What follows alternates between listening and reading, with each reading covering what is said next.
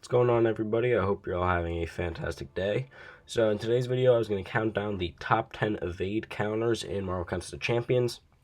So I'm not going to do gameplay for this because there's really not a lot of evade places that I could find just to test out all of them at once, and it would waste a lot of energy for me, and I need to keep doing monthly uncollected so that I can open my 6 stars at an even larger amount next week. So I'm just going to be looking over their abilities in game like here with my champions. So one of the honorable mentions I just wanted to throw out before I started the video is Professor X. Where is he? There he is. It's because once he's above 75 cerebro charges, he can't be evaded, but essentially that's 2 heavy attacks, and usually you're going to be fine throwing those anyway because you'll go into special, like Frenzy, and you won't need to worry about them evading. So he is a good evade counter, but he's just not really needed to be evade counter. So solid, but it's just not really needed when it comes to his kit. So now we're going to jump into the actual top 10, and starting off with number 10 is Apocalypse. So Apocalypse is someone I find to be one of the most underrated evade counters in the entire game. So we're going to go down to wherever it is on him. I'm not sure where it is, but here it is. Each time the opponent evades, gain 10% chance to bypass evade. So basically, every time that the opponent evades, you're going to place a charge on them, and it'll be labeled with like 10 for each time they evade you. And every time they evade you, they have less of a chance to evade in the future. So basically, once it's at 100, they are not going to evade you at all for the rest of the fight. The only reason he's down this low is because building up those evades can be kind of annoying, and they can retaliate you still, whereas with a lot of the other evade counters, they just have no chance to retaliate against you. But once he is fully flushed out, he is so very effective in that evade because he can work. I think his best is Mixmaster because you can actually predict when he's going to be throwing those evades, so you can perfectly time your block right after it so that you don't take any chip damage. So I think he's one of the best Mixmaster nodes, but for other evade nodes, he's not as good. So he comes in at number 10, but still a very solid evade counter.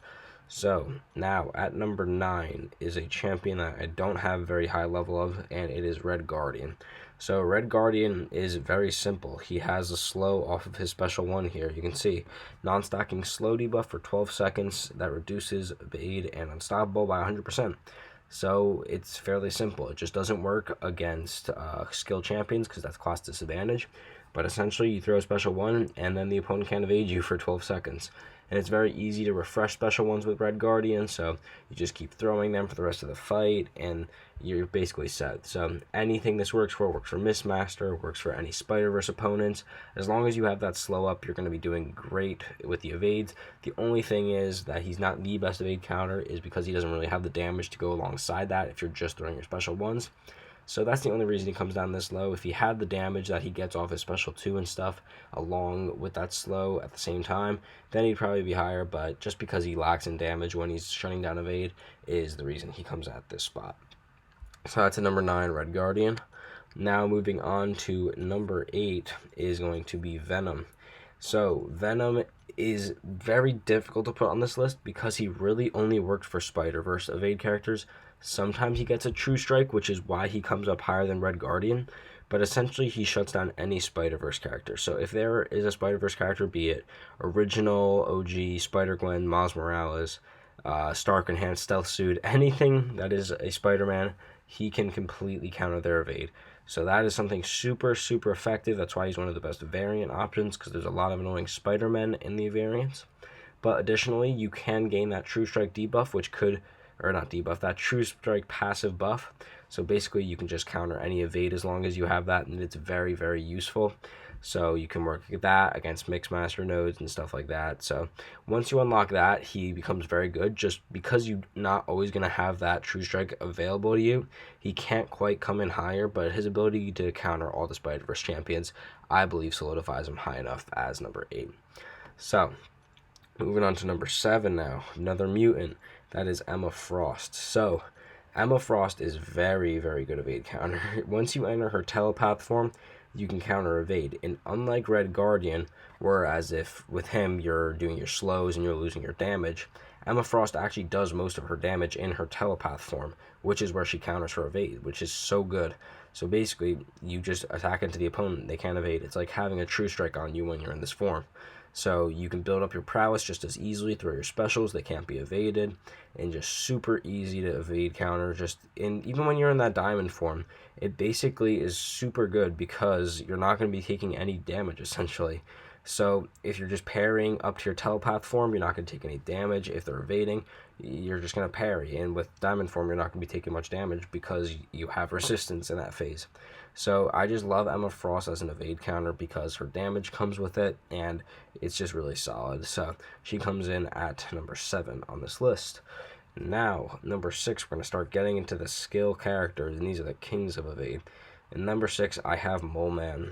So Mole Man, we'll look into his abilities right here.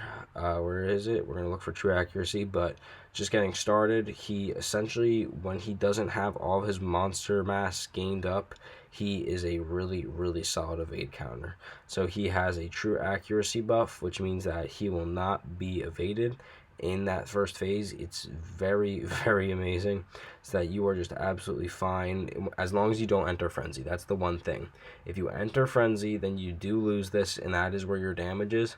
But the fact that Mole Man has that evade counter for the entire fight, as long as you don't like enter frenzy, is really, really good. So he counters every single evade node, every single Spider-Verse character, as long as you don't have frenzy active. And I really think he does still have some solid damage in this phase. Here it is, right here. I can't believe I say it's passives. While Frenzy is not active, Mole Man is below 10% monster mass. He has heightened senses, getting him true accuracy, which ignores evade and auto block. So that's the other thing. It ignores auto block, which is a super, super annoying node. So, or not node, just ability. So like MODOK he shuts down, and as I said, every evade character he completely smashes. So he comes in at number 6 for me. He would be higher if he had the damage off Frenzy with the evade. But now at number 5 is Corvus Glaive. So as long as you have Proxima Midnight, Corvus is a bonkers evade counter. You literally need the opponent to evade you once, throw heavy attack, you're good for the entire quest. He is, in my opinion, like the perfect version of Apocalypse's evade, where you're gonna have to have the opponent evade once, you might get clipped, whereas if you need to do it 10 times with Apocalypse, you only need to do it once with Corvus. So you get the evade, knock him down with heavy attack, and you have true strike for the entire quest, but you do need Proxima. However, I do believe that even though you need Proxima, she's a solid champion on her own, but the benefit that you get from this true strike persisting throughout your entire quest is just reason enough to have him on your team. And additionally, when you get that evade counter, you get more damage, so why not have evade counter and damage? And it just synergizes so beautifully with Corvus. And yeah, in my opinion, he is the 5th best evade counter because I still use him with Proxima, even though my Proxima 5-star is not even leveled up. So shows how much of a beast he is. Now, these are the big boys right here. We're going to start getting into the really good evade counters. So number 4, we have Shang-Chi. Shang-Chi's a total beast mode evade counter. His slow lasts so stupidly long that it's not even funny. And the thing is, since it lasts so long, you still have a bunch of time to do your like different cycles, build up those chi charges, and then launch a fat special too without the opponent evading once. Theoretically, you could solo an Abyss fight with him because the evade's not going to happen. You could do Labyrinth with him. You could do any... as long as you do a parry, medium, or just 2 mediums, you're good. And then you just throw special ones, slow keeps refreshing. You can have up to 3 slows on your opponent at a time, which is just absolutely crazy to me. So I just think he's such a good evade counter. He is fairly new to the game, so we're going to see how this holds up over time as it goes on. But as of right now, there's so many ways that I could see him working in evade counter nodes, and I know a lot of people are already starting to use him for that. But in my opinion, he's just such a beastly evade counter, and I had to put him at number 4. Could land himself higher in the future as we see what he does more and more. But number 3 is She-Hulk. She-Hulk is like Red Guardian, except her slow is incorporated into her damage ramp up. So there's a lot of fights like the Summer of Pain Rogue fight, any Labyrinth fight, Realm of Legends, Abyss, all this stuff. Her heavy attack gives the slow, which evade just shuts down, and essentially then you can just do the fight easily. Because when you throw heavy attack, she has a very good heavy attack that has a lot of distance and reach on it, so you're really never going to run out of that slow. And I found that after a heavy attack, you can usually dash into your opponent and land your combo. Like, there's a very, very good time that you can just dash in after a heavy attack and you won't be punished or retaliated for it. Unless they have a special attack, of course, in which case you want to bait that out and then heavy counter it so that you can keep your slow up the entire fight. Yeah, so she's just a beastly evade counter because most of the time you're going to have the slow. And even when the slow falls off, they're probably going to have enough power for a heavy attack, or they're going to have enough power for a special attack. And since her heavy counter is so good that you can just get the slow right back up. So I also consider her a really good evade counter because her damage is crazy too. So as her damage goes up, her evade counter just stays consistent, and you're not going to be seeing any problems. You're not going to lose your ramp up with her because you're never going to be evaded. And yeah, she's just awesome. So Shield comes in at number 3 in my opinion. And now the top 2 are extremely hard for me to choose from. They're both skill characters, and I really just had a tough time. I was debating even up until I just started recording this video, but I think I'm positive when I say that Falcon is the second best evade counter. So what you have to do with Falcon is you dash back, hold block, and then you're locked on. So this is just a stupid ability. It shuts down all evade in the game. You can just do 5-hit combos like it's nothing, and this lasts for 14 seconds. And I think you're thinking, like, well, Red Guardian's slow lasts 12 seconds. Why is Falcon's better? It has a refresh. Falcon's is better is because you get damage when you're supposed to be evading with the opponent. If the opponent evades, you get a cruelty charge that increases your damage. And with certain nodes, this just goes absolutely crazy. So on guaranteed evade nodes, you're just going to be absolutely shooting up your damage throughout the fight. And the cooldown is not that bad. It's 8 seconds. So basically, in that phase where they can evade for 8 seconds, you're going to have a lot of damage, and you can just parry and wait it out, then dash back, hold block, and you're back into your lock-on phase.